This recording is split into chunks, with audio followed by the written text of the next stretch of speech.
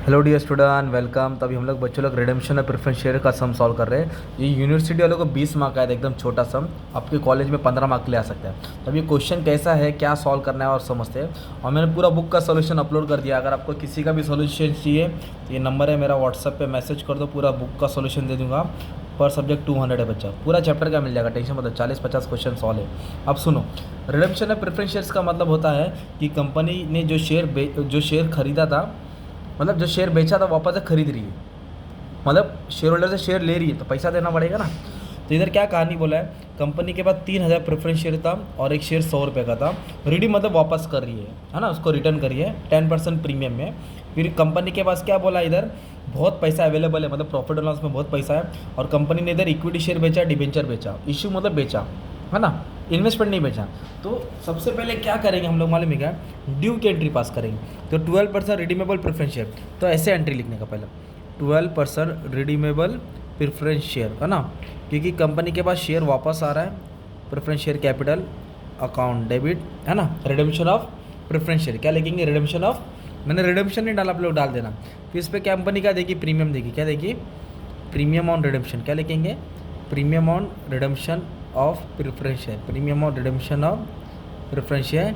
फिर कंपनी को उस पर क्या देने का, किसको देने का, ये प्रेफरेंस शेयर होल्डर को, किसको देना है, प्रेफरेंस शेयर होल्डर को, ठीक है। ये तुम्हारी बेसिक एंट्री, ड्यू बोलते हैं इसको, क्या बोलते हैं, due, being preference share amount payable, okay. अब अपने को क्या करना है, सबसे पहले मालूम है क्या, सबसे पहले क्या करना है बच्चा मालूम है, ये एंट्री पास कर दिया ना। अब अमाउंट कितना है देखो, 3000 शेयर से, कितना शेयर है, 3000, और एक शेयर कितने का था, 100 का था।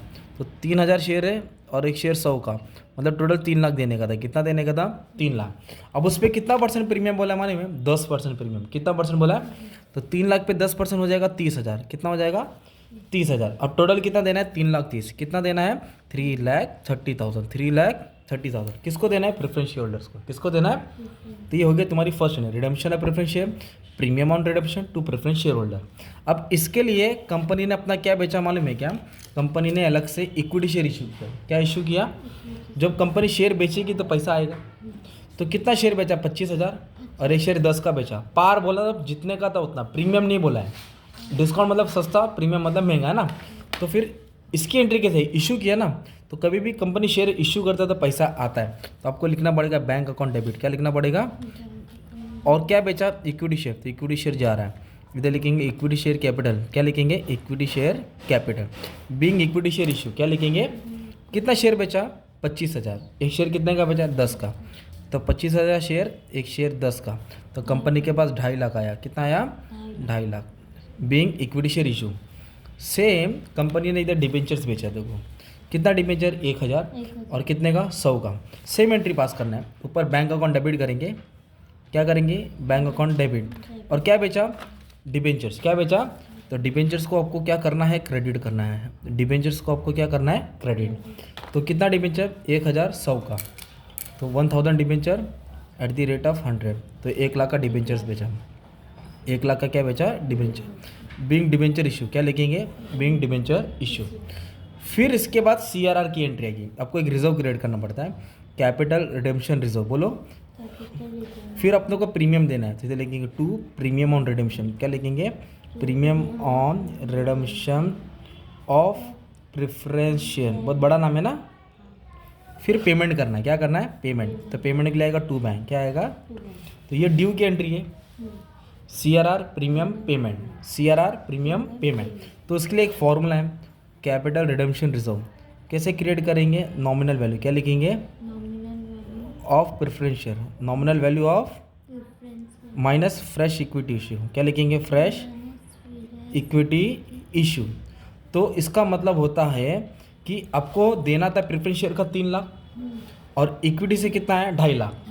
मतलब आपको प्रेफरेंस शेयर का देना है 3 लाख, मतलब किसी को 3 लाख देना है, और तुमने 2.5 लाख का बंदोबस्त कर लिया। इक्विटी इशू मतलब इक्विटी से कितना है, 2.5 लाख, देना तो कितना था, 3, और बंदोबस्त कितना हुआ, 2.5 लाख का। तो कम कितना बढ़ा, 25,000, कम कितना बढ़ा, ये कहाँ से देंगे, प्रॉफिट एंड लॉस से देंगे। कहाँ से देंगे, प्रॉफिट एंड लॉस। इधर क्वेश्चन में बोला है, क्या बोला है, कि उनके पास सफिशिएंट प्रॉफिट है, बहुत प्रॉफिट है। तो सीआरआर कहाँ से क्रिएट किया, प्रॉफिट एंड लॉस अकाउंट से। कहाँ से, कितना देने का था, टोटल 3 लाख देने का था, पर 2.5 लाख हो गया, तो 50,000 जो कम पड़ा वो प्रॉफिट एंड लॉस से अरेंज किया। प्रॉफिट एंड लॉस से 50,000 गया, सिंपल। अभी प्रीमियम कितना देने का, 30,000, तो ये डेबिट है, तो इसके लिए मैंने क्रेडिट में लिख दिया प्रीमियम को। और प्रीमियम भी कहाँ से देंगे, प्रॉफिट एंड लॉस से। प्रीमियम भी कहाँ से पे करेंगे, प्रॉफिट एंड लॉस से, तो ये भी दे दिया। अभी पेमेंट किसको करने का था, प्रेफरेंस होल्डर को। ये देखो क्रेडिट में ना, तो जब हम पैसा देंगे तो इसको पैसा मिलेगा, तो प्रेफरेंस होल्डर डेबिट हो जाएगा।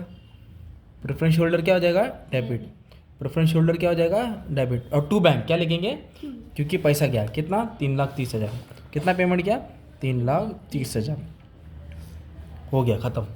तो ये ड्यू की एंट्री थी, ये CRR premium payment. CRR profit and loss से दिया, प्रीमियम भी प्रॉफिट एंड लॉस से दिया। अब पेमेंट किया तो पैसा गया, किसको गया, प्रेफरेंस शेयर होल्डर को, है ना।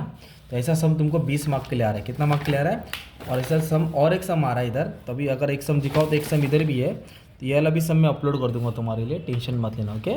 सब करा दूंगा, यूनिवर्सिटी का पेपर है। बाकी पूरा बुक का मेरे पास सोल्यूशन है, मैंने जैसा बोला ना पूरा बुक सॉल्व कर दिया हो। अगर आपको चाहिए सेम 4 का तो पर सब्जेक्ट 200 है। नंबर दे दिया, नंबर पर व्हाट्सअप कर दो, मैं सेंड कर दूँगा।